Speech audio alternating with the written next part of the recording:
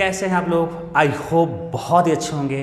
तो बच्चों आज का अपना टॉपिक होने वाला है रेक्टिलिनियर मोशन। ठीक है, इस वीडियो में बच्चों हम लोग जो है वन शॉट में पूरा का पूरा फुल चैप्टर रिवीजन करने वाले हैं। वन शॉट में क्या फुल चैप्टर रिवीजन करने वाले हैं। ए टू जेड सारे क्वेश्चन अपन देखेंगे, इवन कुछ न्यूमेरिकल्स भी देख लेंगे। ए टू जेड सारे के सारे बच्चों कॉन्सेप्ट देखेंगे। हाँ, एक और चीज़ बता दूं मैं आप लोगों को कि रेक्टिलिनियर मोशन में यहाँ पे मैंने रिलेटिव मोशन नहीं कवर किया है क्योंकि वीडियो काफ़ी लंबा हो जाएगा। तो रिलेटिव मोशन के लिए मैं क्या करूँगा, एक अलग से वीडियो शूट कर लूँगा। ठीक है, और हाँ, अगर आपको लगता है कि और किसी पर्टिकुलर कॉन्सेप्ट पर अगर वीडियो चाहिए तो आप लोग बताएं, बिल्कुल मेंशन करें कमेंट में। तो बिल्कुल जो है उसको ध्यान रखते हुए आपके लिए उस पे बेस्ड ऑन एक नया वीडियो बनाया जाएगा।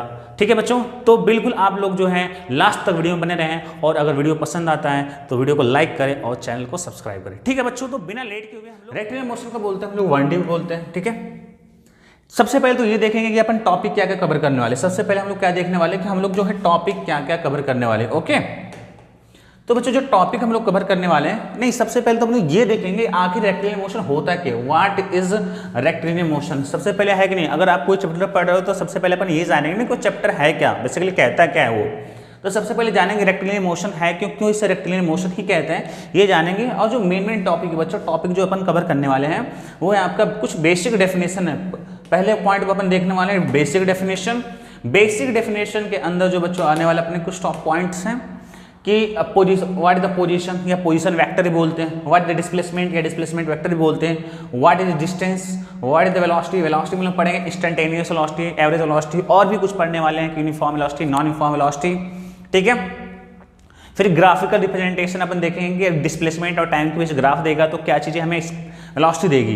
ठीक है, फिर उसी तरह हम लोग देखने वाले स्पीड, स्पीड में पढ़ेंगे इंस्टेंटेनियस स्पीड, एवरेज स्पीड। यहाँ पे बच्चों कर लो आप एवरेज स्पीड कर लो, यहाँ पे क्या कर लो, एवरेज स्पीड कर लो। ठीक है, तो एवरेज स्पीड पढ़ने वाले हम लोग।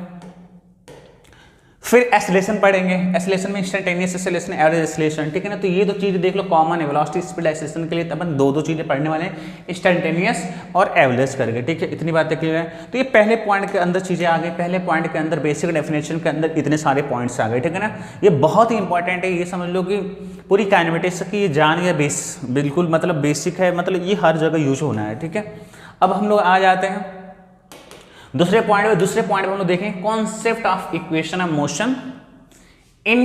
अब ये जो concept of equation of motion basically पूरा चैप्टर जो है ना इसी पे है, ये बहुत ही इंपॉर्टेंट है इक्वेशन ऑफ मोशन। इसको हम लोग यूज करेंगे, इस कॉन्सेप्ट को कैसे यूज करेंगे, in horizontal 1D and in vertical 1D। Vertical 1D को मतलब बोलते हैं मोशन अंडर ग्रेविटी भी बोलते हैं। ठीक है ना, और थर्ड हम लोग जो पढ़ेंगे ग्राफ इन काइनेमेटिक्स, जो कि अपने आप में एक बड़ा सा टॉपिक है। तो इसके लिए हम लोग देखेंगे इफ टाइम इज परमिट, अगर अपने को टाइम परमिट कर रहे हैं तो ये चीजें पढ़ेंगे ग्राफ इन काइनेमेटिक्स। तो बिना लेट किए बच्चों अपन स्टार्ट करते हैं। ठीक है, ओके, तो चलो स्टार्ट करते हैं। सबसे पहले तो अपन देखेंगे कि what is the rectilinear motion. पहले ये समझते क्यों ये रेक्टिलिनियर मोशन है क्या। ठीक है, ओके, तो चलो लेट्स स्टार्ट।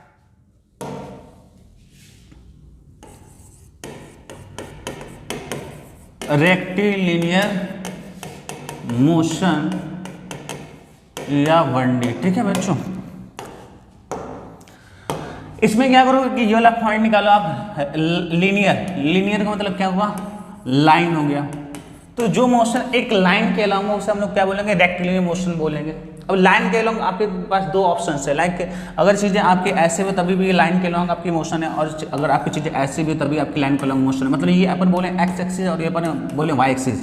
मतलब अपन ये कह सकते हैं या तो ओनली एक्स एक्सिस में हो या तो ओनली वाई एक्सिस में हो। जैसे कि अपन क्या करें, अपन इसको ऐसे छोड़ देते वाई एक्सिस के अलॉन्ग हो गई, इससे बोलेंगे वर्टिकल 1D बोलेंगे। क्या बोलेंगे हम लोग, अभी जो मैंने बताया है वर्टिकल 1D, या इससे हम लोग बोलते हैं मोशन अंडर ग्रेविटी भी बोलते हैं बच्चों, मोशन अंडर ग्रेविटी भी बोलते हैं। बोलो बातें क्लियर है, मोशन अंडर ग्रेविटी भी बोलते हैं।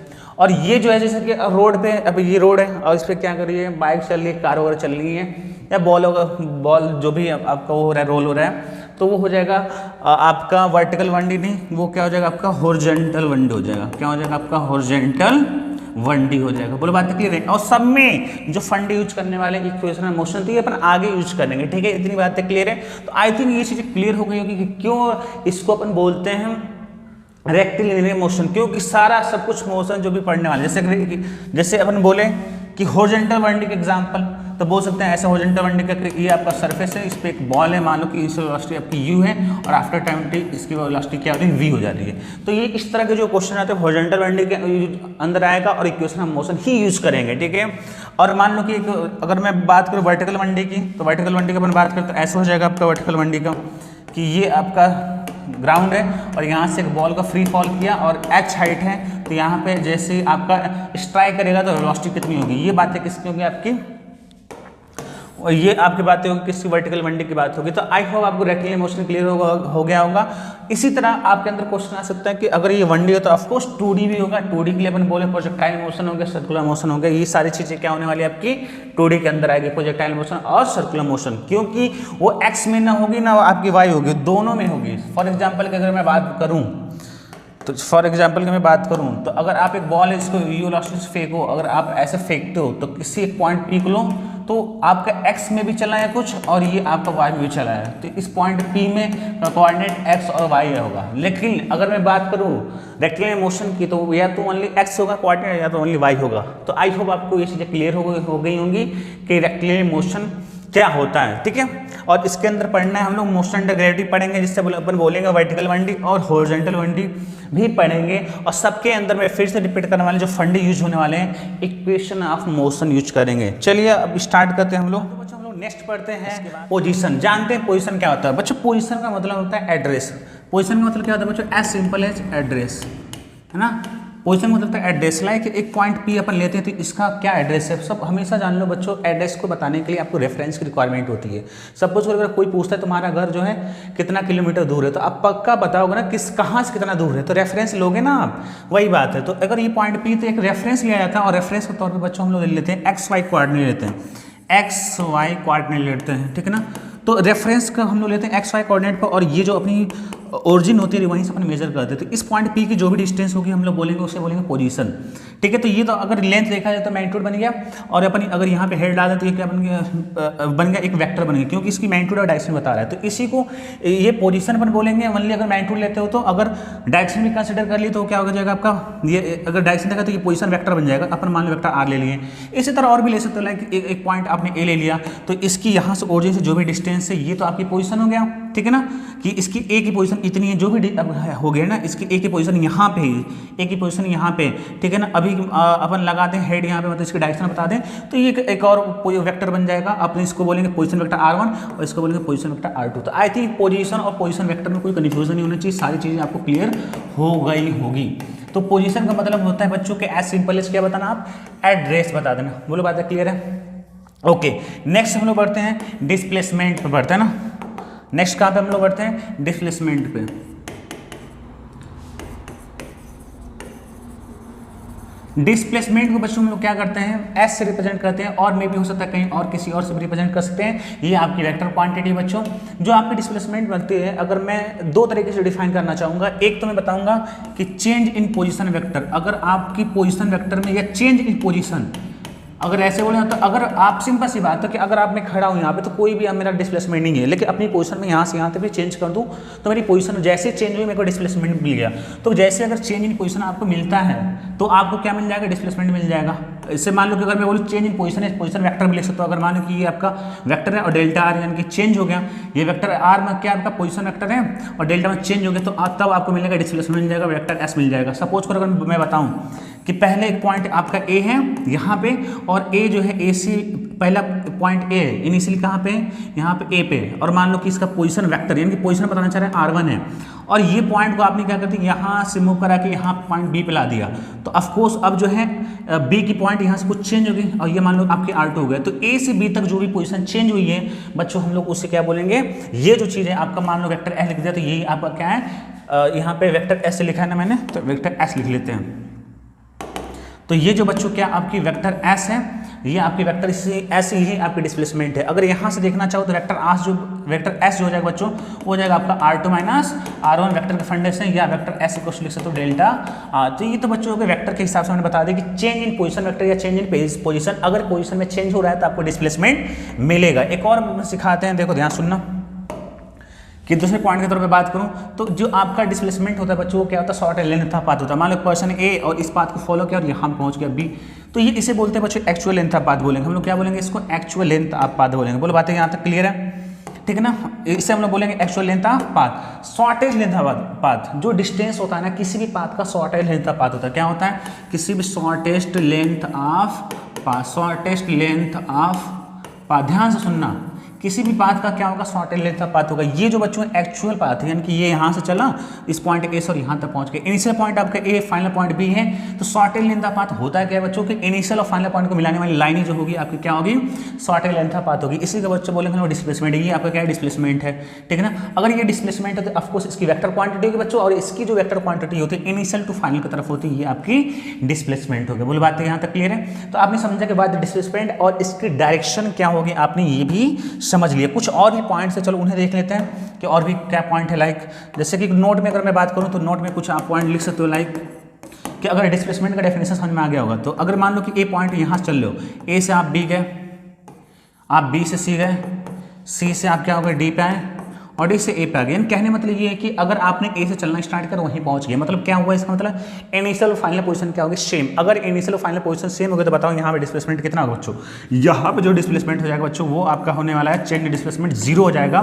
तो ये याद रख लो कि अगर कोई भी लूप बन रहा है, कोई भी साइक्लिक पाथ बन रहा है तो वहाँ पे डिस्प्लेसमेंट क्या हो जाएगा बच्चों, 0 हो जाएगा। बोल बात क्लियर है, जो आपका डिस्प्लेसमेंट हो जाएगा वो क्या हो जाएगा, आपका 0 हो जाएगा। आई थिंक ये चीज़ आपको क्लियर हो गई होगी। चलो अब सीखते हैं, अगर आपने ये सीख लिया तो अपन सीखते हैं कि आपका डिस्टेंस क्या होता है, ठीक है। डिस्टेंस क्या होता है, डिस्टेंस को बच्चों किसी से भी रिप्रेजेंट कर सकते हो। मान लो कि वहाँ पर मैंने डिस्प्लेसमेंट को एस से रिप्रेजेंट कर लिया तो यहाँ पर डिस्टेंस को चला एक्स से रिप्रेजेंट कर लेते हैं, ठीक है ना, एक्स से रिप्रेजेंट कर लिया। पहली बात तो अपन एस पे एरो नहीं लगाएंगे क्योंकि ये आपकी स्केलर क्वांटिटी है, तो ये चीज़ें आपको क्लियर होनी चाहिए। तो इसके लिए क्या है ना कि हमें कोई भी अगर डिस्टेंस अगर स्केलर क्वांटिटी है तो हमें कोई भी डायरेक्शन की रिक्वायरमेंट नहीं पड़ने वाली है। चलो देखते हैं डिस्टेंस होता है क्या बच्चों। तो अगर आपको डिस्प्लेसमेंट अच्छे समझ में आ गया तो डिस्टेंस भी अच्छे समझ में आ जाएगा। वही एग्जांपल है, एक पर्सन पॉइंट ए चलना स्टार्ट कर रहा है और ये आपका कुछ ऐसा पाथ है और ये यहाँ पे पॉइंट बी पे पहुँच गया, ठीक है ना, पॉइंट बी पहुँच गया। ध्यान से समझना इस चीज़ को। तो जो डिस्टेंस होता है जो जैसे चला है बिल्कुल जो यहाँ से यहाँ चला, इसे बोलते हैं एक्चुअल लेंथ ऑफ पाथ। तो जो डिस्टेंस होता है बच्चों को क्या होता है, एक्चुअल लेंथ ऑफ पाथ होता है। किसी भी पाथ की एक्चुअल लेंथ होगी। शॉर्टेस्ट कैसे निकालते हैं पता चल गया, इनिशियल और फाइनल पॉइंट को मिलाने वाली स्ट्रेट लाइन ही क्या होगी, शॉर्टेस्ट लेंथ ऑफ पाथ होगी, जो कि डिस्प्लेसमेंट में यूज करेंगे। तो एक्चुअल लेंथ होता है, डिस्टेंस क्या होता है बच्चों, एक्चुअल लेंथ ऑफ पाथ होता है। तो यही जो आपका चला है ना, ये जो चला है ना आपको, वही क्या एक्चुअल लेंथ ऑफ पाथ, यही आपकी डिस्टेंस है जो भी निकल के आए, ठीक है ना। ओके, इतनी बातें क्लियर होंगे। डिस्टेंस आपको समझ में आ गया, डिस्टेंस एक स्केलर क्वांटिटी है। तो यहाँ पे आप डायरेक्शन नहीं बता सकते क्योंकि जब पर्सन यहाँ पर रहा होगा तो इसकी डायरेक्शन यहाँ पे होगी, जब यहाँ पर होगा तो इसकी डायरेक्शन यहाँ पे होगी। तो कोई स्पेसिफिक डायरेक्शन नहीं आ रहा है, इसलिए हम नहीं बोल सकते हैं कि डिस्टेंस की क्या डायरेक्शन होगी, ठीक है ना। कुछ और भी पॉइंट पढ़ने वाले ध्यान सुनना, बहुत ही इंपॉर्टेंट पॉइंट है, वो अपन सीख लेते हैं, नोट के फॉर्म में अपन सीख लेते हैं। ध्यान सुनो इसी एग्जाम्पल को, अगर मैं इसी एग्जाम्पल बोल लेके देखूं तो अगर ये पॉइंट ए है, यहाँ से चलना स्टार्ट किया एक पर्सन है और इस बात को फॉलो किया और ये यहाँ बी पॉइंट पहुंच गया, ये जो होगा एक्चुअल लेंथ ऑफ पाथ है बच्चों। ये जो भी इसकी डिस्टेंस आएगी है ना, जो भी इसकी लेंथ ऑफ पाथ होगी वो क्या होगी, आपकी डिस्टेंस होगी। बोलो बात क्लियर है, वो क्या होगी, आपकी डिस्टेंस होगी। ध्यान सुनना बात को, डिस्टेंस होगी। अब क्या डिस्प्लेसमेंट की बात करें, यहीं पे दिखाओ डिस्प्लेसमेंट क्या होगा। तो इनिशियल पॉइंट ये है, फाइनल पॉइंट ये है। तो इन shortest length of path, shortest length of path पर कैसे मिलेगी, इनिशियल और फाइनल पॉइंट को मिलाने वाली लाइन। लो मैंने मिला दिया, तो ये आपकी क्या होगी बच्चों, डिस्प्लेसमेंट होगी। अब देखो कि ये लेंथ छोटी है, ऑफकोर्स ये तो आपकी ऐसे कर्व के फॉर्म में, कर्व वाली जो है आपकी डिस्टेंस है और ये वाली क्या आपकी डिस्प्लेसमेंट है, ये वाली क्या डिस्प्लेसमेंट है। तो अगर यहाँ से देखो तो डिस्टेंस क्या है, बड़ा है डिस्प्लेसमेंट से, डिस्टेंस क्या आपका डिस्प्लेसमेंट से क्या है, बड़ा है। सपोज करो कि अगर ये वाली व्हाइट वाली जो लाइन है 12 किलोमीटर है तो ये ऑफकोर्स उससे कम के निकल के आगे 10 किलोमीटर मैंने मान लिया। तो देख लो 12 इज ग्रेटर देन 10, यानी कि distance is greater than displacement. अब क्या मेरे को बताओ कि क्या ये हमेशा होता है कि distance is greater than displacement? बिल्कुल ये distance is greater than displacement होता है। अब से मेरा क्वेश्चन है कि क्या यहाँ इक्वलिटी होल्ड करेगी नहीं, क्या इक्वलिटी यहाँ पे होल्ड करेगी नहीं? बिल्कुल यहाँ पे इक्वलिटी होल्ड करेगी। चलो मैं दिखाता हूँ कौन सा एग्जाम्पल अगर होल्ड भी करती तो आप मेरे को बताओ किस केस में आपका डिस्टेंस और डिस्प्लेसमेंट बराबर होगा। देखो डिस्टेंस और डिस्प्लेसमेंट कब बराबर होता है, अगर स्ट्रेट लाइन ले लेते हो। सपोज करो एक पर्सन ए पॉइंट चलता है और बी पॉइंट यहाँ पे और स्ट्रेट लाइन में चलता है, ठीक है ना। तो यही तो एक्चुअल लेंथ ऑफ पाथ है, यही तो क्या आपका एक्चुअल लेंथ पाथ है, मान लो कि L मीटर है, ठीक है ना। तो आपका डिस्टेंस कितना हो गया, L मीटर हो गया। अब डिस्प्लेसमेंट निकालते हैं। डिस्प्लेसमेंट क्या होगा, इनिशियल और फाइनल पॉइंट को मिलाने वाली straight line short length of path वही मिल रहा है, तो वो भी L मीटर है। दैट मीन्स यहाँ पे आपका डिस्टेंस, इस वाले केस में आपका डिस्टेंस और डिस्प्लेसमेंट क्या हो गया, आपका सेम होगा। डिस्टेंस और डिस्प्लेसमेंट क्या हो गया, सेम। इसलिए आप इक्वलिटी भी होल्ड कर सकते हो। ये चीज़ याद रखना है कि हमेशा डिस्टेंस क्या डिस्प्लेसमेंट से बड़ा या बराबर होगा, छोटा नहीं हो सकता। इस चीज़ को याद रखना था। It's a very very important point. तो चलो, अब जैसा कि हमने क्या क्या सीख लिया, हमने क्या क्या सीख लिया, हमने ये सीख लिया कि what is the displacement, what the distance. अब जो है हम लोग पढ़ने वाले बच्चों कि व्हाट इज द वेलोसिटी, ठीक है ना, व्हाट इज द वेलोसिटी। अब हम लोग पढ़ेंगे व्हाट इज द वेलोसिटी।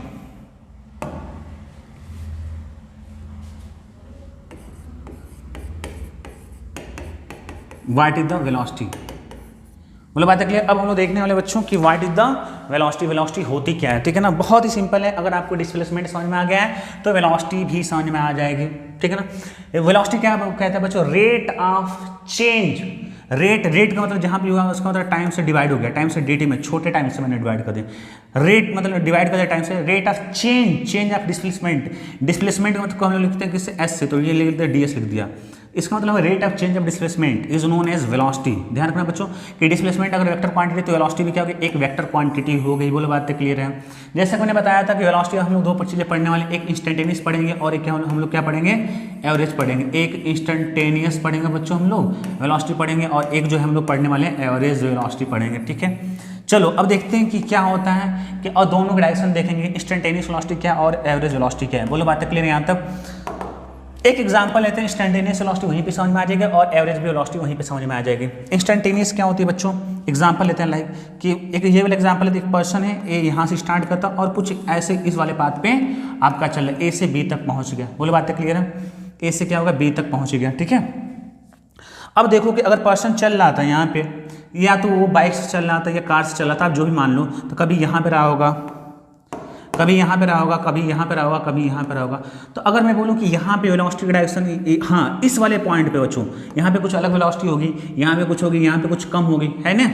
बोलो बातें क्लियर है। तो अगर मैं बोलूँ कि इस पॉइंट पे जो भी आपकी वेलोसिटी होगी या इस पॉइंट पे एक वेलोसिटी होगी, तो ये जो पॉइंट पे वेलोसिटी डिफाइन होती है, किसी भी पॉइंट पे अगर वेलोसिटी डिफाइन होती है उसे बोलते हैं इंस्टेंटेनियस वेलोसिटी। हालांकि पॉइंट पे कभी वेलोसिटी डिफाइन नहीं हो सकती, इसलिए वो लंबी कहानी हो जाएगी, लेकिन वो लंबा डिस्कस नहीं करेंगे, इसलिए ds लेते हैं, बहुत छोटा सा पार्ट एलिमेंट लेते हैं। तो अगर जिस किसी पर्टिकुलर टाइम पे ऐसे बोल सकते हैं कि ऐसी वेलोसिटी जब किसी पर्टिकुलर टाइम पे एग्जैक्ट इसी एक सेकंड पे इस या किसी पॉइंट को डिफाइन करते हो, उसे बोलते हैं इंस्टेंटेनियस वेलोसिटी बोलते हैं, किसी पॉइंट को डिफाइन करते हो। तो अगर मान लो यहाँ पे अगर पॉइंट पे डिफाइन किया तो इसे बोलेंगे इंस्टेंटेनियस वेलोसिटी, यहाँ पे इंस्टेंटेनियस वेलोसिटी मिलेगी, यहाँ मिलेगी, हर एक जगह मिल जाएगी। अब सवाल ये है कि इंस्टेंटेनियस वेलोसिटी की डायरेक्शन क्या होती है बच्चों।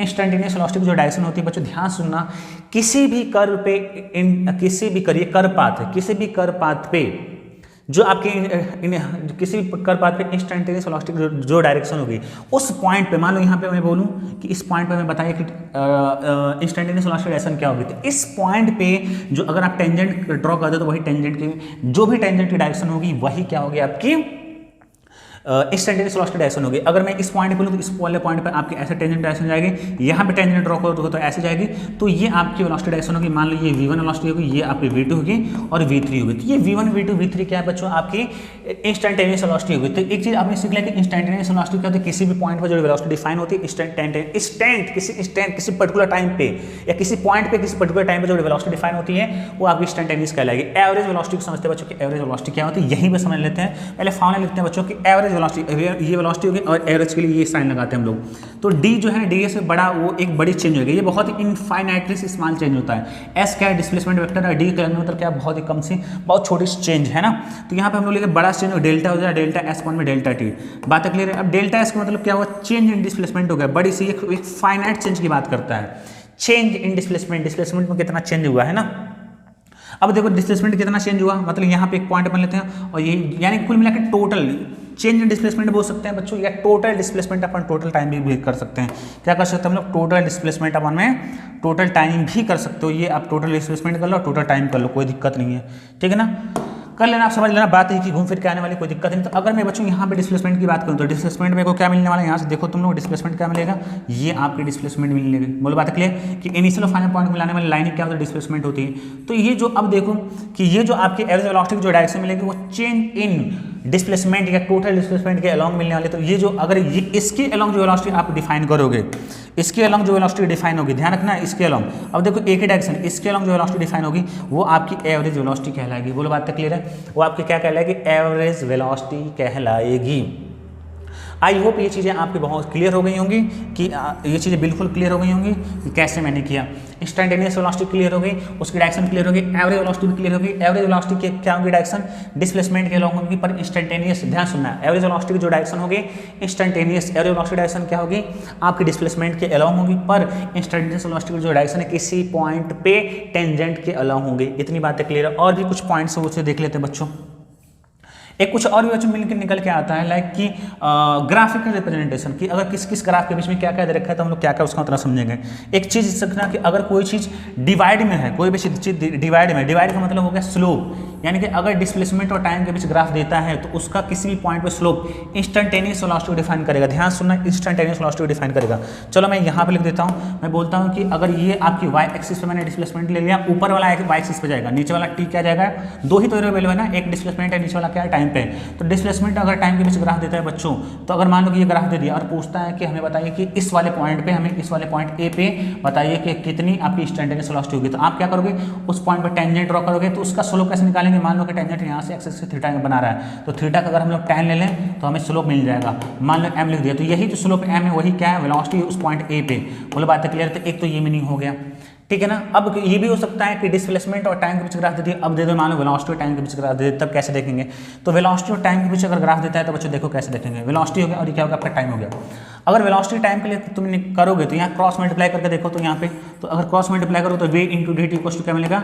ds मिलेगा। अगर इंटीग्रेट करते हो आप तो आपको ये इंटीग्रेशन का मतलब ये एरिया होगा। ये ऐसे सोच लो कि अगर दो चीज़ें मल्टीप्लाई हो रही है, दो वेरिएबल, वेलोसिटी और टाइम को मल्टीप्लाई करोगे तो आपको s मिलेगा। देख लो, वेलोसिटी टाइम को मल्टीप्लाई करोगे तो क्या मिलेगा? ds मिलेगा।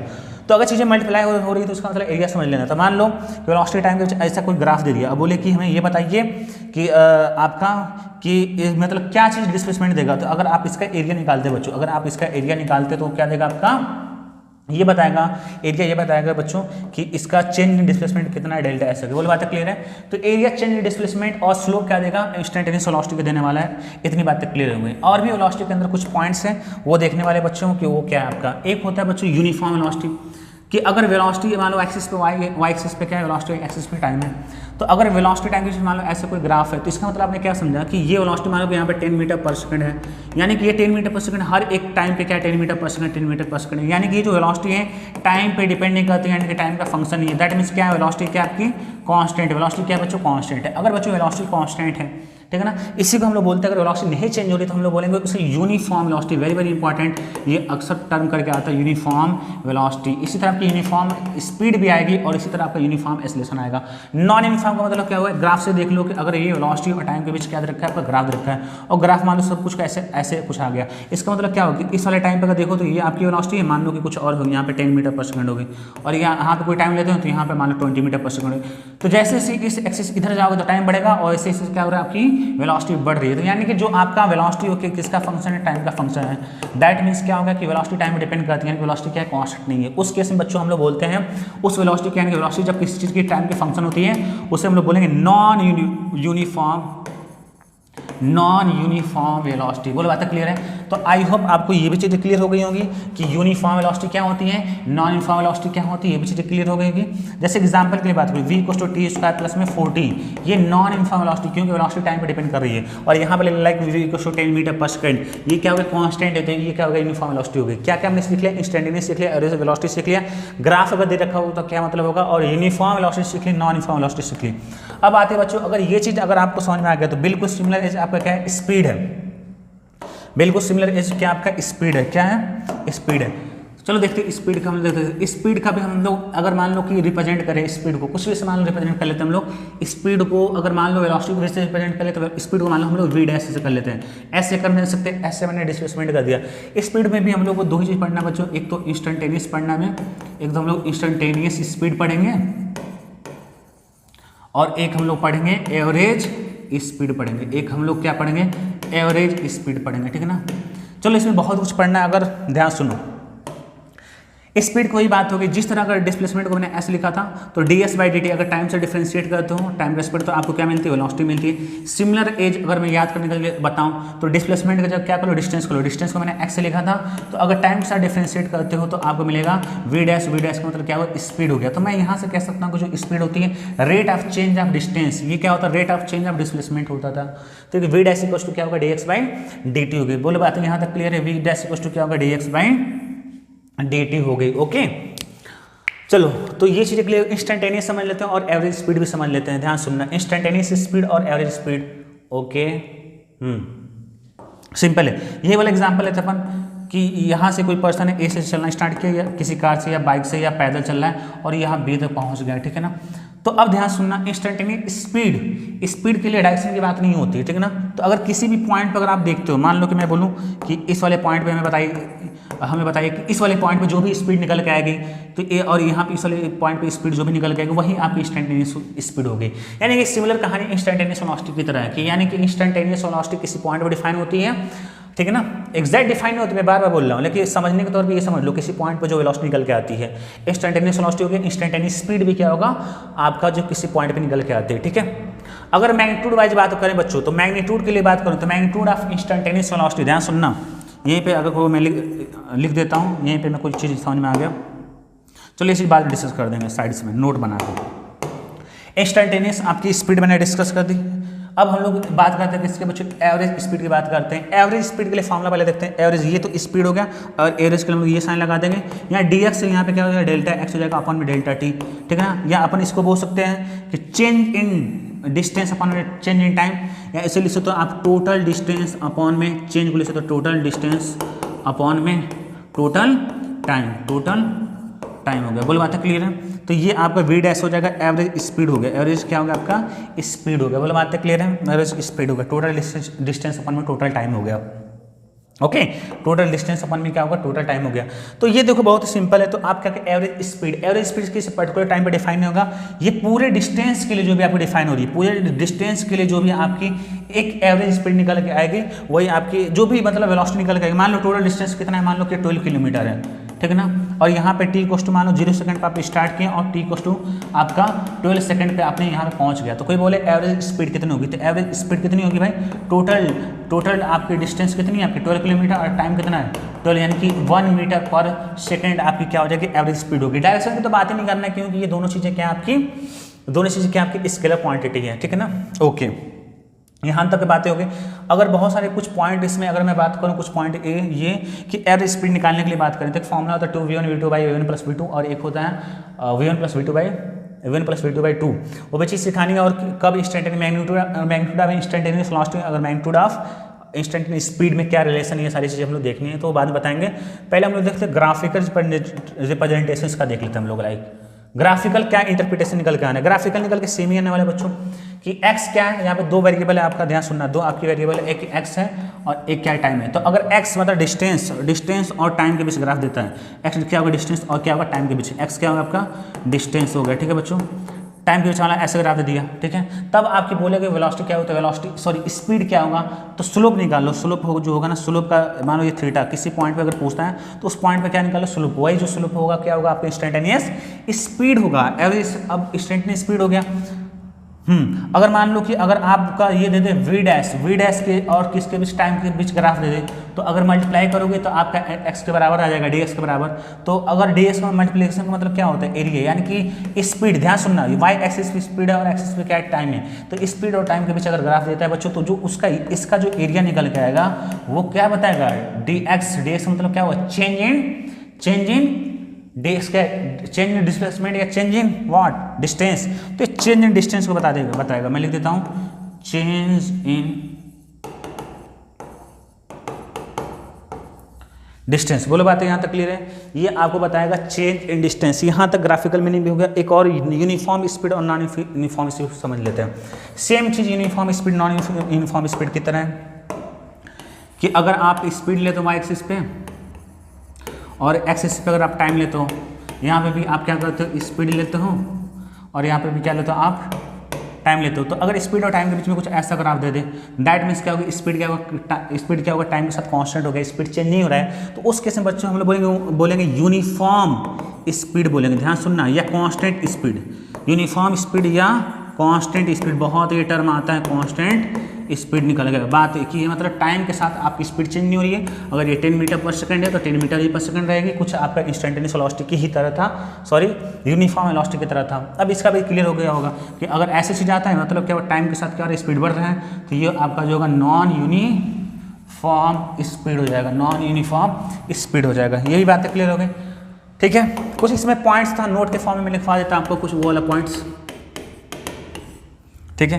कि अगर मैं पहला पॉइंट की अगर मैं बात करूं कि अगर ये मान लो ए से बी तक आपको जाना है और हाफ, अगर मान लो टोटल डिस्टेंस कितनी एल है, अगर हाफ डिस्टेंस l/2 और ये भी क्या होगा half distance l/2, l/2 speed, अगर l/2 डिस्टेंस, ध्यान सुनना, अगर l/2 डिस्टेंस जो है स्पीड v1 से चल रहा है और ये l/2 स्पीड v2 से चल रहा है, ठीक है ना, इसका हाफ ऑफ डिस्टेंस, क्या हाफ ऑफ डिस्टेंस, टोटल का हाफ ऑफ डिस्टेंस v1 से और हाफ ऑफ डिस्टेंस v2 से, तो जो आपका बच्चों एवरेज स्पीड निकल गया, मैं एवरेज स्पीड को यहाँ से v से लिखता हूँ, है ना, एवरेज स्पीड मैं क्या लिख रहा हूँ आपको, एवरेज स्पीड बच्चों। तो अगर एवरेज स्पीड यहाँ से देखोगे तो वो निकल के आता है 2v1 v2 by v1 plus v2, ये आप निकाल सकते हो। एवरेज स्पीड के लिए क्या होगा, टोटल डिस्टेंस अपन में टोटल टाइम, टोटल डिस्टेंस कितना l है और टोटल टाइम कितना होगा भाई, मान लो इसमें टाइम t1 ले रहा है और यहाँ पे टाइम कितना ले रहा है, t2 ले रहा है, तो टोटल टाइम क्या हो जाएगा, t1 प्लस t2 हो जाएगा। तो यहाँ से कितना हो जाएगा, l अपॉन में t1 कितना हो जाएगा, डिस्टेंस इक्वल टू क्या था, स्पीड इंटू टाइम होता है, t1 कितना हो जाएगा आपका l/2 इंटू में क्या हो जाएगा v1 प्लस l/2 इंटू में क्या हो जाएगा आपका v2 हो जाएगा। तो अगर यहाँ से अगर सॉल्व करते हैं l से l कट गया तो यहाँ से क्या निकल के आएगा आपका 2v1 v2 बाई आपका क्या निकल के आ जाएगा v1 प्लस v2 आ जाएगा। तो एक तो ये पॉइंट हो गया। दूसरा पॉइंट मैं लिख देता हूँ नोट्स में कि अगर यही है ए से बी तक आपको जाना है, बोल रहा है कि अगर हाफ ऑफ टाइम, वहाँ पे हाफ ऑफ डिस्टेंस था, हाफ ऑफ टाइम अगर v1 वेलोसिटी v1 से चल रहा है, स्पीड v1 से चल रहा है, स्पीड है v1 द स्पीड v1, और हाफ ऑफ टाइम अगर मान लो टोटल टाइम कितना ले रहा है, t ले रहा है, तो हाफ ऑफ टाइम t/2 आधे टाइम में कितना हुआ, v1 स्पीड से चल रहा है और हाफ ऑफ टाइम जो है आपके v2 स्पीड से चल रहा है बच्चों। तो उस केस में जो आपका एवरेज स्पीड निकल के आ रहा है वो आता है v1 प्लस v2/2 निकल के आता है। ये भी चीज़ें क्लियर हो गई। तीसरे पॉइंट में कुछ नोट्स में देख लेते हैं। तीसरा पॉइंट ये कहता है कि अगर मैं यहाँ से बात करूँ कि ए से आपने क्या कि बी तक गए, आपका ये पाथ है, कोई पर्सन ए से बी तक जा रहा है, अगर इस वाले पॉइंट पे बात करूँ तो इस वाले पॉइंट पे मान लो कि कितना आ रहा है 10 मीटर पर सेकंड आपके आ गया वेलोसिटी, इसे हम लोग क्या बोलेंगे, इंस्टेंटेनियस वेलोसिटी। मैं डायरेक्शन की बात नहीं कर रहा हूँ, ओनली मैं मैग्नीट्यूड की बात कर रहा हूँ। तो मैग्नीट्यूड की बात करूँ, magnitude of instantaneous velocity, magnitude of instantaneous velocity, यानी कि ओनली 10 मीटर पर सेकंड, मैं डायरेक्शन की बात ही नहीं कर रहा हूँ।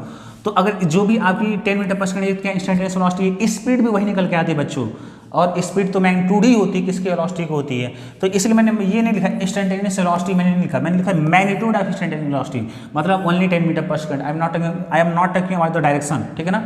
ये बराबर होगा बच्चों आपका स्पीड, इंस्टेंटेनियस स्पीड के बराबर होगा, किसके बराबर होगा, इंस्टेंटेनियस स्पीड का थोड़ी आपका मैग्नीट्यूड निकल के आएगा बच्चों, क्योंकि इंस्टेंटेनियस स्पीड क्या आपकी स्केलर क्वांटिटी है। बोले बात है क्लियर। तो ध्यान सुनना कि जो इंस्टेंटेनियस स्पीड है वो बराबर होती है किसकी, मैग्नीट्यूड ऑफ इंस्टेंटेनियस वेलोसिटी के। बोले बात है क्लियर है। अब हम लोग एक और पॉइंट है वो निकल के आ जाता है कि चलो मैं कि जो आपका एवरेज आपकी जो स्पीड है बच्चों वो क्या होगी, ग्रेटर आर इक्वल टू होगी एवरेज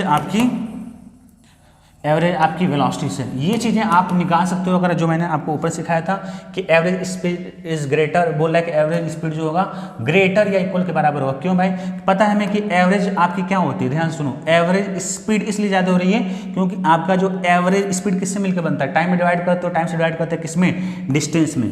तो अगर आप डिस्टेंस क्या होता है, ग्रेटर इक्वल टू किसके होता है, डिस्प्लेसमेंट को होता है, बोलो है कि नहीं। तो अगर ये डिस्टेंस ग्रेटर है इक्वल टू डिस्प्लेसमेंट का, तो ऑफकोर्स ये भी होगा अगर टी टाइम से डिवाइड कर दोनों तरफ, है ना। तो ये चीज़ों को आपको ये भी याद रखना था कि जो आपकी इंस्टेंटेनियस स्पीड होती है किसके बराबर होती है, मैग्नीट्यूड ऑफ इंस्टेंटेनियस वेलोसिटी के बराबर होती है। पर एवरेज स्पीड, जो एवरेज स्पीड जो होगा ग्रेटर इक्वल टू होगा, यहाँ पे लिखना चाहिए मैग्नीट्यूड ऑफ एवरेज वेलोसिटी, यहाँ पे लिख लेना क्योंकि एवरेज वेलोसिटी को मैग्नीट्यूड को देख रहे हैं ना। तो ये चीज़ें हो गई आपकी पूरी अच्छे से होगी बच्चों, आपकी वेलोसिटी के बारे में और स्पीड के बारे में बिल्कुल A to Z एक एक कहानी होगी और डायरेक्शन भी हो गया। ठीक है, अब हम लोग निकल के आते हैं किस पे बच्चों, एसिलेशन पे। ठीक है, एसिलेशन को बच्चों हम लोग A से रिप्रेजेंट करते हैं और ये भी क्या आपकी वेक्टर क्वांटिटी है। हम लोग यहाँ पे पढ़ने वाले हैं इंस्टेंटेनियस पढ़ने वाले हैं,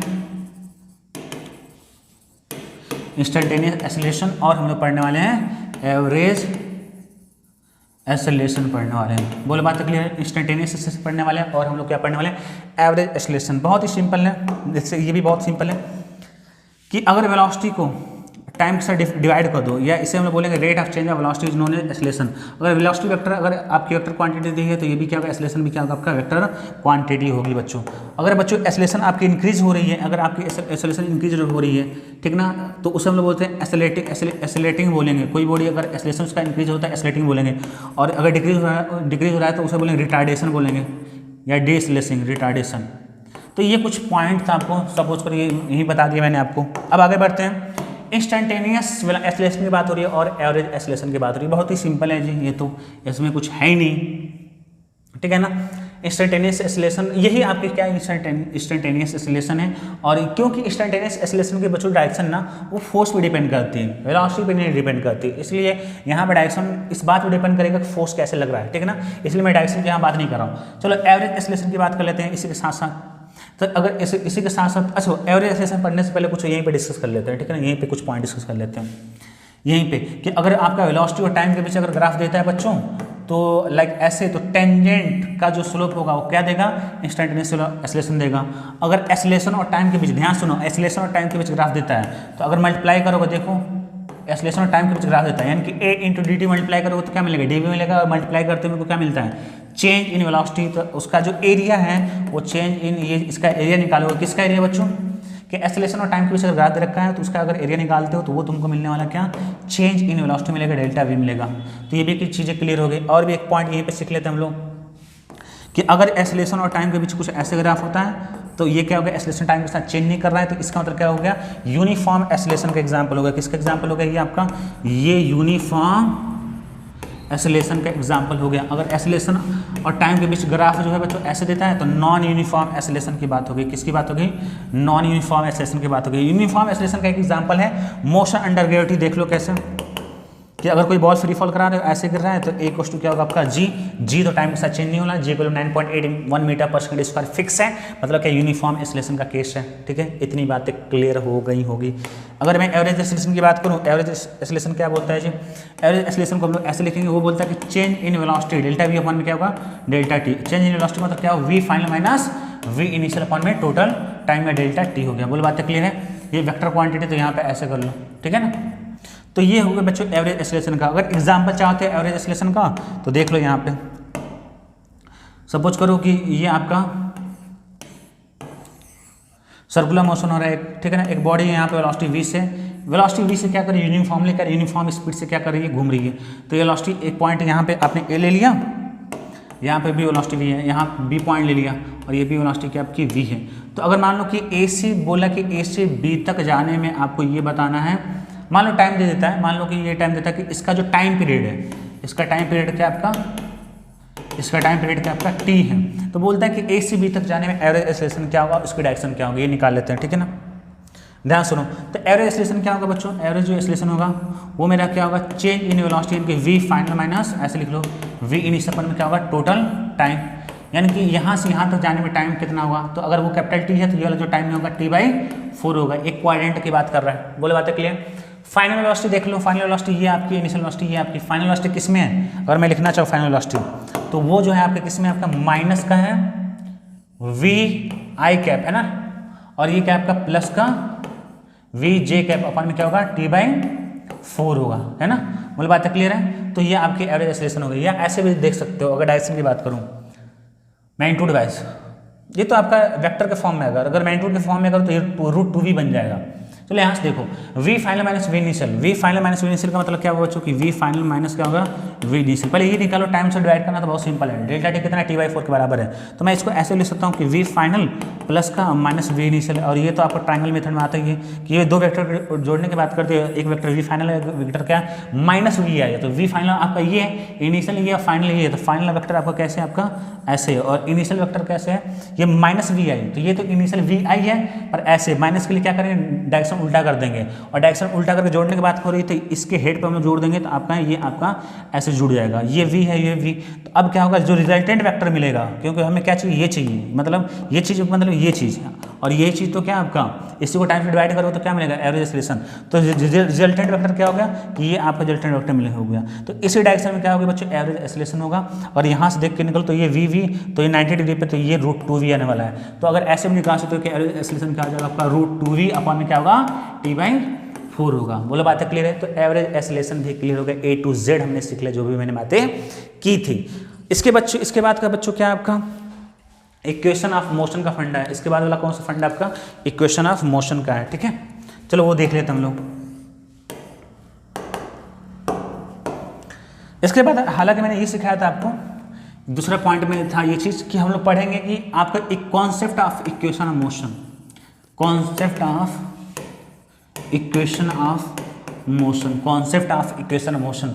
और यूज़ करना है हम लोग हॉरिजॉन्टल 1D में, और एक हम लोग किसमें यूज करेंगे, वर्टिकल 1D, या ये क्या आपका H1D, horizontal 1D। Vertical 1D का मतलब क्या होगा बच्चों, मोशन अंडर ग्रेविटी की बात होगी, ठीक है ना। कॉन्सेप्ट क्या है, बहुत सिंपल है कि मान लो कि ये पाथ है, एक बॉल है यहाँ पे, आपने क्या कर दिया, इसको ये वेलोसिटी दे दिया इनिशियली, इनिशियल का मतलब होता है t = 0 पे, ठीक है ना। और एक्सेलरेशन ए है, एक्सेलरेशन का मतलब क्या हुआ, rate of change of velocity, यानी कि वेलोसिटी में चेंज। तो ऑफकोर्स एक्सेलरेशन क्या करेगा, टाइम को वेलोसिटी को क्या करेगा, चेंज करेगा, या तो बढ़ाएगा घटाएगा। एक्सेलरेशन वेलोसिटी डायरेक्शन में मतलब क्या होगा, वेलोसिटी बढ़ेगी। मान लो कि u से आपको चेंज हो कितनी होगी, आपकी v होगी। बोले बात क्लियर है, कितने t = t टाइम में, मतलब यहाँ से t = 0 थे, t = t टाइम, कितना टाइम लिया आपका यहाँ से t टाइम लिया। तो t टाइम में क्या होगा, u से वेलोसिटी v होगी। इसे इनिशियल वेलोसिटी बोलते हैं, इसे फाइनल वेलोसिटी बोलते हैं बच्चों। क्या एक्सेलरेशन है आपका, और ये एक्सेलरेशन क्या होना चाहिए, कांस्टेंट, क्योंकि concept of equation of motion तभी आता है जब आपका यूनिफॉर्म एक्सेलरेशन के लिए आएगा। ये एक्सेलरेशन क्या होना चाहिए आपका, कांस्टेंट, कंडीशन है, ठीक है ना। और यहाँ से यहाँ तक जाने मान लो कितना चल गया, डिस्प्लेसमेंट s ले लिया, ये क्या आपका डिस्प्लेसमेंट हो गया। तो कुछ यहाँ पे 3 आपके रूल याद आते हैं, डेरिवेशन आपको नहीं मैं कराऊंगा, वो ये है कि v = क्या आपका u + a × t है, और s = क्या आपका ut + हाफ ऑफ at² है, और v² होता है आपका u² प्लस में क्या होता है आपका 2 प्लस में 2as होता है। v² = क्या u + 2as होता है। यही बच्चों क्या है आपका इक्वेशन ऑफ मोशन, इसी बोलते हैं। और इसको लगाने की कंडीशन ये है कि acceleration should be constant, uniform acceleration होना चाहिए। और कंडीशन क्या है कि एक्सेलरेशन कांस्टेंट होना चाहिए। और ये क्या है 1D के लिए, ध्यान सुनना। और किसके लिए बच्चों की, ये जो है आपका 1D मोशन के लिए ही अप्लाई होगा। मतलब क्या होगा, या तो ओनली x एक्सिस बातें होगी, या तो आपकी y एक्सिस बातें होंगी, तब लगाएंगे हम लोग। जैसे मान लो कि हम लोग क्या कर दिए, सपोज करो कि आपने क्या किया कि यहाँ से कुछ ऐसे कोई पाथ आ गया, तो यहाँ पे हम लोग इस पाथ के लोग नहीं लगा सकते, या तो इसको ब्रेक करेंगे, इसमें और इसमें तभी लगा सकते हैं। बोले बातें क्लियर है। तो ये आपका इनिशियल वेलोसिटी है, फाइनल वेलोसिटी है, और ये क्या है आपका एक्सेलरेशन है जो कि यूनिफॉर्म एक्सेलरेशन है, और ये आपका डिस्प्लेसमेंट है, ठीक है। बोले बातें क्लियर है।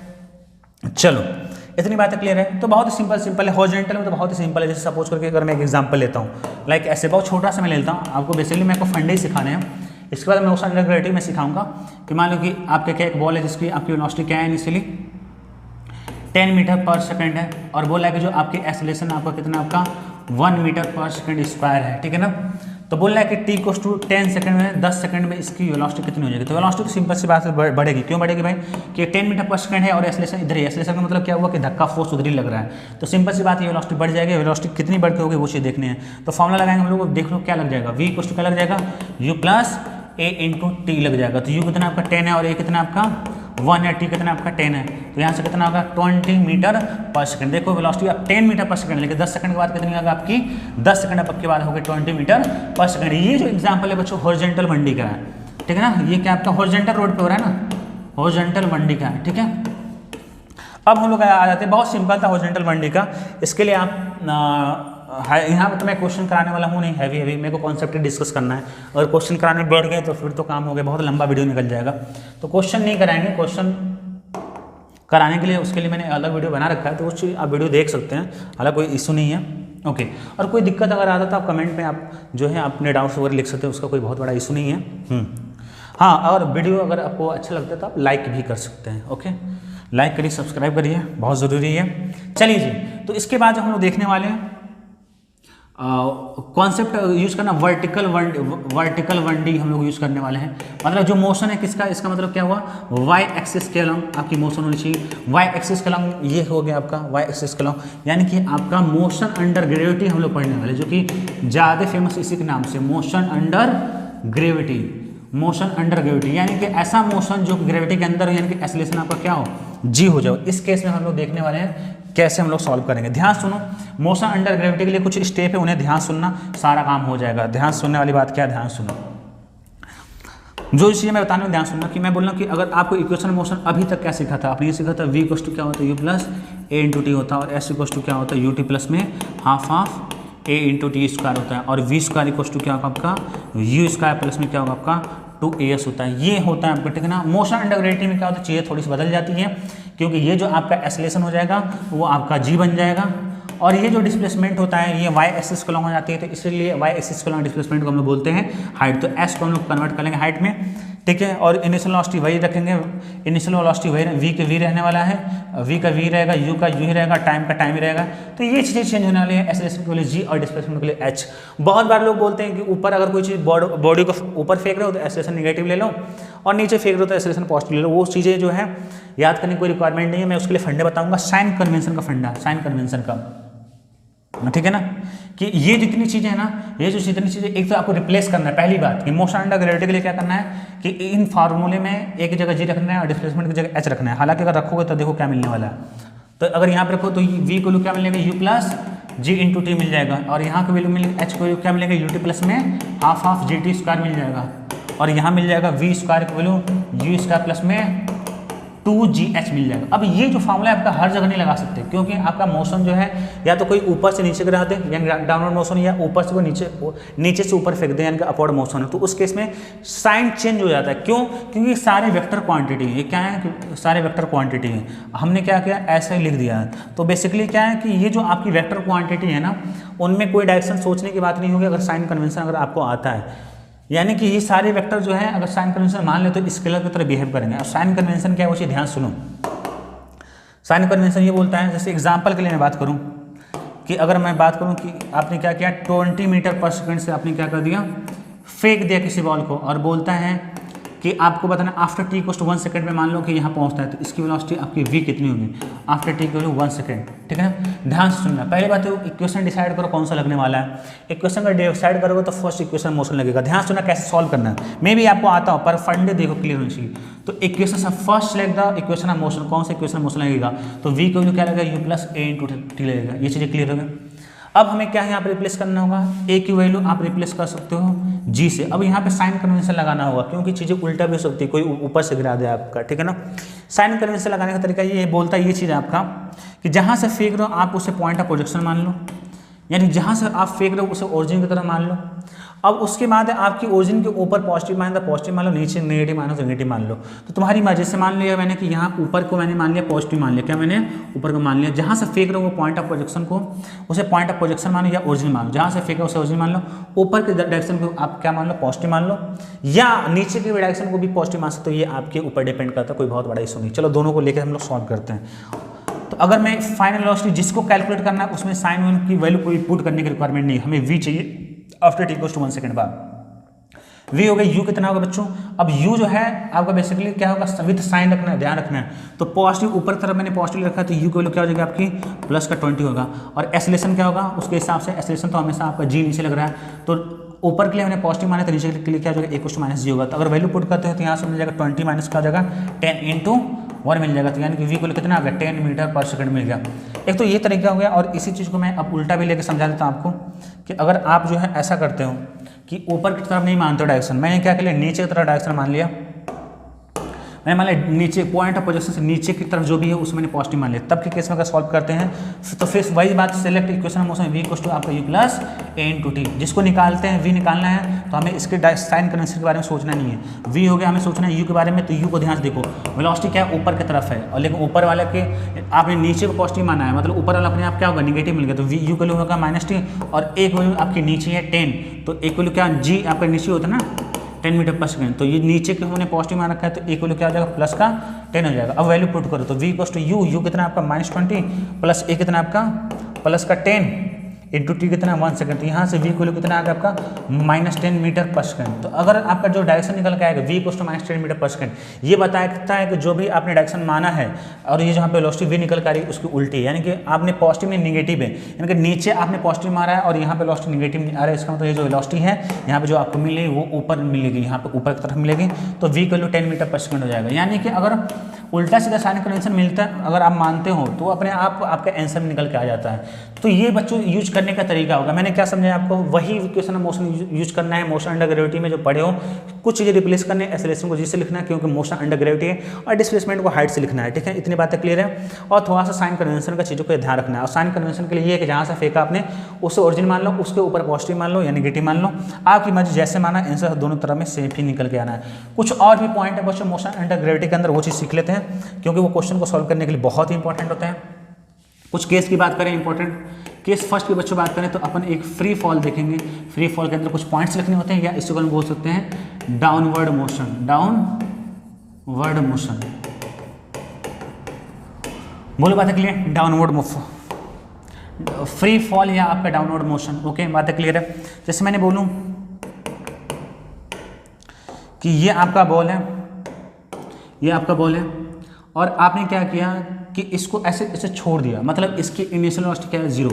अगर किसी चीज़ की इनिशियल वेलोसिटी 0 इसे बोलते हैं हम लोग फ्री फॉल बोलते हैं बच्चों। बोलो बात क्लियर है। और ये यहाँ से ऑफकोर्स आएगा, मान लो h हाइट है और टाइम t ले रहा है, ठीक है ना, h हाइट है और यहाँ पे आपका टकरा गया, ऑफकोर्स यहाँ पे टकराएगा तो इसकी कुछ वेलोसिटी चेंज होगी। क्यों वेलोसिटी चेंज होगी, वेलोसिटी बढ़ेगा घटेगा, ऑफकोर्स वेलोसिटी बढ़ेगी क्योंकि एक्सेलरेशन जो है मोशन अंडर ग्रेविटी है जी है, जिधर आपकी बॉडी मोशन करी उधर ही आपकी एक्सेलरेशन है, मतलब क्या होगा, एक्सेलरेट हो जाएगी, बॉडी की वेलोसिटी बढ़ जाएगी, वेलोसिटी चेंज हो जाएगी। एक्सेलरेशन तो ये बोलता है, एक्सेलरेशन क्या करता है, बॉडी की वेलोसिटी क्या करता है, चेंज करता है। बॉल की वेलोसिटी इनिशियली क्या है, 0 है और बाद में कितना हो गया, v हो गया, ठीक है ना। कुछ पॉइंट्स हमें याद रखने, वो सारी चीज़ें क्या है। लाइक अगर मैं बोलूँ कि second equation of motion use करूँ यहाँ पे, तो अगर second equation of motion use करते हैं यहाँ पे, तो हमें पता है एस की वैल्यू क्या होगा, v2 प्लस में हाफ ऑफ a² ये हमें यूज करना है।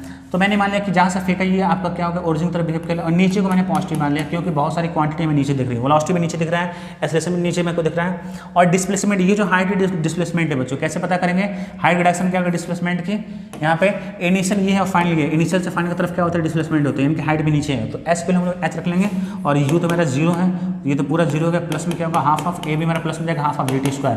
तो यहाँ से बच्चों एच की वैल्यू निकल के आगे half of GT²। Very very important, आपको ये चीज़ याद देनी है कि जो हाफ ऑफ GT होगा, यानी कि कहीं भी अगर फ्री फॉल करा रहे हो बच्चों, इसका मतलब ये होगा कि कहीं भी अगर फ्री फॉल करा रहे हो, ठीक है ना, तो आफ्टर टाइम टी बात जो है बॉडी की जो हाइट कितनी नीचे गिरेगी, ध्यान सुनना, आफ्टर टाइम टी बॉडी जो कितने हाइट नीचे गिरेगी वो आपका इससे निकल जाएगा, एच को हाफ ऑफ GT² हो जाएगा, ठीक है।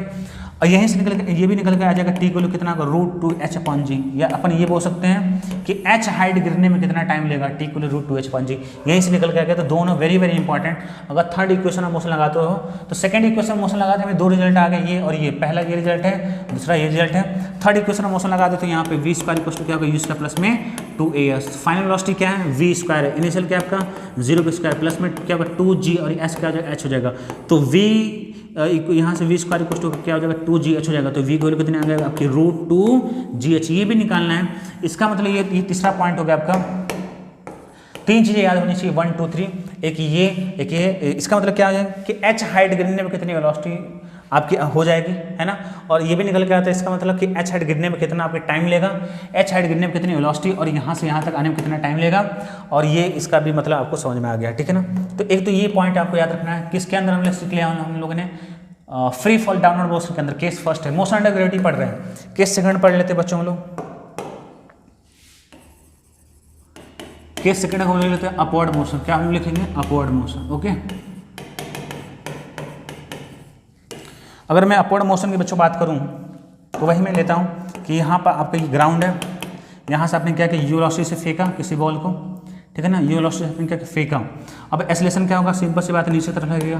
अब देख रहे बॉडी को आपने ऊपर फेंका, एक्सेलरेशन क्या है, नीचे की तरफ है। तो यहाँ से क्या समझ में आता है आपको कि ये अगर जाएगा तो जाते जाते एक ऑफकोर्स रिटार्डेशन होगा और एक पॉइंट ऐसा आएगा जहाँ पे बॉल की वेलोसिटी क्या हो जाएगी, यहाँ पे जीरो हो जाएगी इसकी वेलोसिटी यहाँ पे। उस केस में बच्चों जहाँ पे इसकी वेलोसिटी जीरो होती है तो ग्राउंड से अगर वो जो अपन हाइट निकालते हैं तो बच्चों उसे बोलते हैं एच मैक्स, मैक्सिमम हाइट होती है। अब तो फिर यहाँ पे रुक गया, फिर एक्सेलरेशन तो हमेशा लगता ही रहना है, तो फिर नीचे आएगा। तो हम लोग नीचे वाले पाथ को मैं यहाँ पे इस साइड ड्रॉ कर देता हूँ कि ये फिर आपका नीचे आके फिर ये गिर जाएगा यहाँ पे, ठीक है। तो ऊपर गया फिर नीचे गया और यहाँ पे मैक्सिमम इसकी हाइट होगी। मान लो कि ये आपका ध्यान सुनना कि ये टाइम लगा यहाँ से जहाँ से फेंका और ऊपर तक जाने में मान लो कितना टाइम लिया आपका, टी टाइम ले लिया। कितना आपका टाइम ले लिया, टी टाइम, ये आपका टी टाइम होगा। और नीचे से ऊपर तक आने यहाँ पे ये भी आपका टी टाइम होगा बाय द सिमेट्री, ठीक है ना।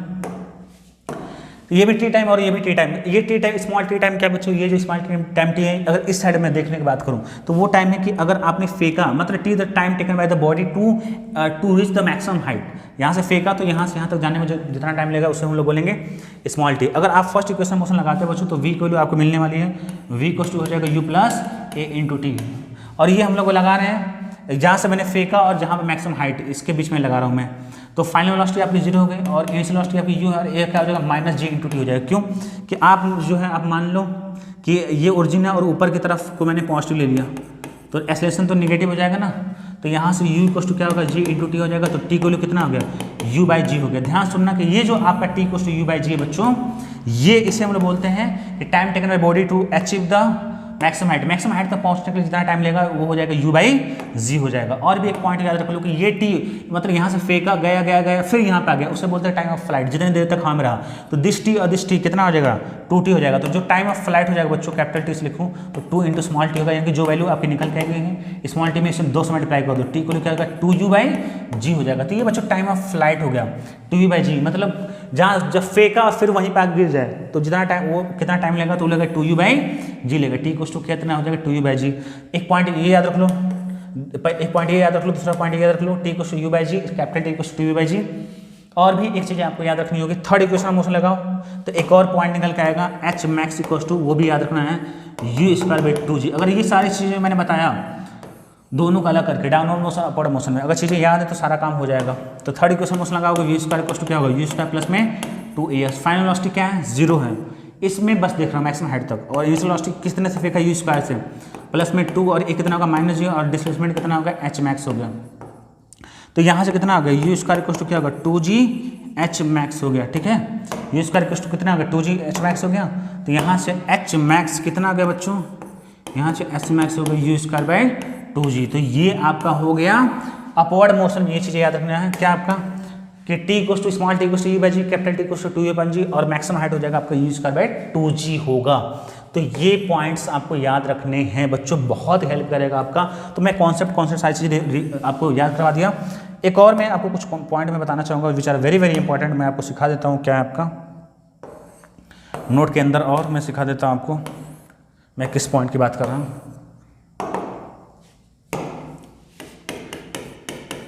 यही एग्जाम्पल मैं लेता हूँ, ये वाला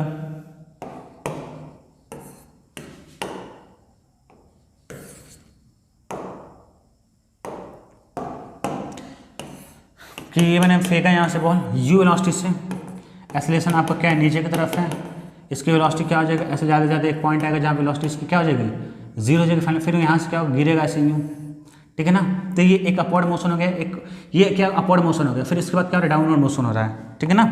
मतलब बात क्लियर है। तो ये अपवर्ड मोशन डाउनवर्ड मोशन में दो चीज़ें ध्यान रखनी है कि किसी भी पॉइंट पे अपवर्ड मोशन में जो वेलोसिटी होगी वही डाउनवर्ड मोशन होगी। जैसे मान लो ये अपवर्ड जा रहा है और यहाँ पे मान लो इसकी वेलोसिटी कितनी होगी 10 मीटर पर सेकंड होगी इस पॉइंट ए पे। तो ये तो गया है वहाँ पे मैक्सिमम हाइट पे जाएगा, इसकी वेलोसिटी यहाँ पे जीरो जाएगी, फिर ये गिरेगा।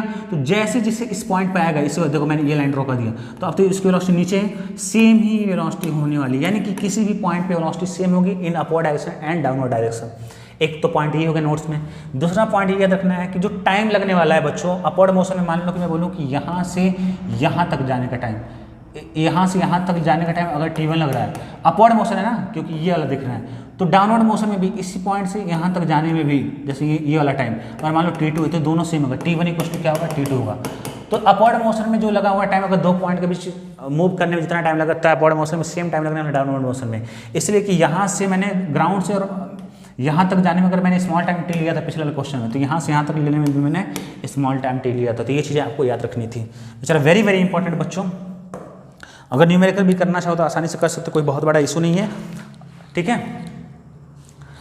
अब रहा मैं एक और छोटा सा न्यूमेरिकल करा लेता हूँ, ध्यान सुनना। लेकिन अगर मैं बात करूँ ग्राफ इन काइनेमेटिक्स बच्चों, तो वीडियो कुछ लंबा हो जाएगा। मैं सोच रहा हूँ ग्राफ इन काइनेमेटिक्स का मैं अलग से एक वीडियो अच्छे से मैं शूट कर दूँ और रिलेटिव मोशन का भी एक वन शॉट वीडियो बना दूँ, ठीक है ना। इसमें अपना कॉन्सेप्ट की बात कर लें। ओके, बातें यहाँ तक क्लियर हो गई होगी। अगर मैं एग्जाम्पल के बच्चों की एग्जाम्पल बात करूँ, चलो यहीं से कर लेते हैं। बहुत सिंपल कि एक बॉल को आपने क्या किया कि 10-20 मीटर पर सेकंड से फेंक दिया। पहला क्वेश्चन ये कि मैक्सिमम हाइट तक पहुंचने में कितना टाइम लगेगा, t equals to u by g. U कितना आपका 20 है, जी से 10 से डिवाइड कर दो, कितना आ गया 2 मीटर पर सेकंड। दूसरा क्वेश्चन ये है कि मैक्सिमम हाइट तक पहुंचने में तो आपको कितना टाइम ले लिया, 2 सेकंड ले लिया। तो आप हमें बताइए कि टाइम ऑफ फ्लाइट कितना होगा, तो इसका डबल हो जाएगा 4 हो जाएगा। तो टाइम ऑफ फ्लाइट ऐसे भी लिख सकते हो, t equals to 2u by g. यहाँ से निकालेगा तो 4 मीटर पर सेकंड निकल के आ जाएगा। वो अब ये पूछ सकता है कि आपका मैक्सिमम हाइट कितना होगा आपका। थर्ड पूछ लो कि मैक्सिमम हाइट, ये जो आपकी यहाँ से यहाँ तक जाने में जो मैक्सिमम हाइट है वो कितनी निकल के आएगी, ये यहाँ से यहाँ तक की जो हाइट है वो कितनी निकल के आएगी। तो फॉर्म लगा लो, एच मैक्स इक्वल टू क्या होगा, u square by 2g। You कितना है 20 के स्क्वायर हो जाएगा, अपन में 2 × 10 आ जाएगा, कितना आ जाएगा 20 मीटर आ जाएगा। तो मैक्सिमम हाइट भी कितनी आ गई 20 मीटर। यहाँ से यहाँ तक की जो आपकी बच्चों हाइट है वो कितनी आपकी 20 मीटर हो गई, ठीक है। तो अगर कोई बोले कि हमें बता, चौथा में बता दो कि हमें एवरेज वेलोसिटी कितनी होगी। एवरेज वेलोसिटी कितनी, total displacement upon total time. Total displacement क्या होगा, यहाँ से यहाँ तक या ऊपर और यहाँ से तक क्या नीचे। तो नेट डिस्प्लेसमेंट क्या होगा, जिस पॉइंट पे था उसी पॉइंट पे आ गया तो नेट डिस्प्लेसमेंट क्या होगा 0 अपन टाइम। यानी कि एवरेज वेलोसिटी क्या होगा 0। एवरेज स्पीड निकल के आ जाएगा, हाँ एवरेज स्पीड निकल के आ जाएगा। एवरेज स्पीड क्या होती है बच्चों, टोटल डिस्टेंस, ये यानी कि 20 इधर और ये 20 इधर, कितना हो गया 40 हो गया। तो 40 अपन में टी, टोटल टाइम कितना ले रहा है आपका 4 ले रहा है। तो यहाँ से निकल के आ जाएगा 10 मीटर पर सेकंड।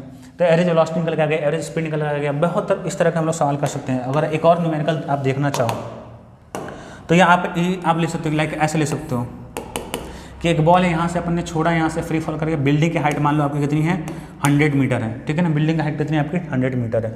तो अगर वो बोलता है कि अगर बिल्डिंग आपकी हाइट कितनी 100 मीटर है, तो मान लो कि यहाँ पे एक विंडोज है यहाँ पे, और ये जो विंडो है बिल्डिंग की हाइट से कितनी आपकी 50 मीटर है। तो अगर यहाँ से यहाँ तक गिराते हो, वहाँ से छोड़ते हो, तो अगर यहाँ पे विंडोज पे कोई पर्सन अगर यहाँ पे खड़ा है तो इस बॉल को अगर यहाँ पे गिरता है तो कितने देर बाद गिरता हुआ देखेगा। तो अगर यहाँ से देखो तो ये फ्री फॉल का केस है, डाउनवर्ड मोशन का केस है। यहाँ पे यू कॉस्ट क्या आपका 0 है। तो टी कॉस्ट मैंने सिखाया था टाइम के लिए, √2h/g है ना, कि h हाइट गिरने में कितना टाइम लगेगा। तो टी कॉस्ट क्या होगा रूट में 2 × h। h कितना है, h 50 हाइट मीटर गिरने में कितना टाइम लगा वो निकालें। 50 बाई क्या हो जाएगा, जी को 10 हो जाएगा। तो यहाँ से टी को कितना हो जाएगा √10 हो जाएगा। सेकंड क्वेश्चन हो सकता है कि आपका 100 मीटर गिरने में कितना टाइम लगेगा। तो फिर यहाँ पर रख लो √2 × h 100 हो जाएगा, अपॉन में 10 होगा, रख लो, हो गया ना आपका। या ये हो सकता है कि 50 मीटर गिरने में कितनी वेलोसिटी यहाँ पे आपको दिखाई देगी, कितनी वेलोसिटी से नीचे जाता हुआ दिखाई देगा। तो v = क्या लगा लो √2gh लगा लो, √2 × g कितना होगा 10 और h कितना होगा यहाँ पे देखना है 50 मीटर नीचे। तो ये देख लो, लगा लो, बहुत सिंपल हो गया ना। देखो फंडे क्लियर हो गए ना आपके, A to Z फंडे क्लियर हो गए। तो जो स्पेशल केस मैंने बताया ना, केस फर्स्ट केस सेकंड बहुत ही इंपॉर्टेंट है, इस चीज़ आपको ध्यान रखना होगा। रहा बच्चों ग्राफ इन काइनेमेटिक्स, वो अपन कल देख लेंगे। कल मतलब कहने होते हैं कि अपन एक नेक्स्ट वीडियो अपन अच्छे से शूट कर लेंगे। अब आई होप आपको चीज़ें समझ में आई।